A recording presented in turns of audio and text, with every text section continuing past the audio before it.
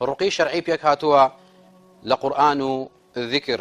پێغەمبەری خوا صلی الله عليه وسلم لە ڕیوایەتەکەی ئیمامی مسلمە فەرمووی لا بأس بالرقى ما لم يكن فيه شرك. هیچی تێدا نییە ڕوقیە بەڵام بەمەرجێ شرکی تێدا نەبێ. واتە ڕوقی شەرعی قورئانە و ذکرە ئەو دوعا و پاڕانەوەیە کەوا پێغەمبەری خوا صلی الله عليه وسلم کردوێتی. پێغەمبەری خوا صلی الله عليه وسلم دوعای بۆ خێزانەکانی کردووە کە فەرموویەتی اللهم رب الناس أذهب البأس أشفه وأنت الشافي لا شفاء إلا شفاءك شفاء لا يغادر سقما. پێغەمبەر صلی الله عليه وسلم دوعای بۆ حەسەن و حوسەین کردووە فەرموویەتی أعوذ بكلمات الله التامة من كل شيطان وهامة ومن كل عين لامة. جبريل عليه السلام الرقية بو پیغمبر کردووە صلى الله عليه وسلم فەرموویەتی بسم الله أرقيك من كل شيء يؤذيك من شر كل نفس أو عين حاسد الله يشفيك بسم الله أرقيك.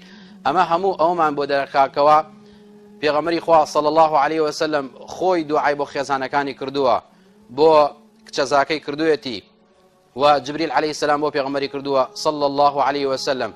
ئێمەش خۆمان ڕوقیە بۆ خۆمان بکەین و دوعا بۆ خۆمان بکەین نەڕۆین بۆ لای خەڵک.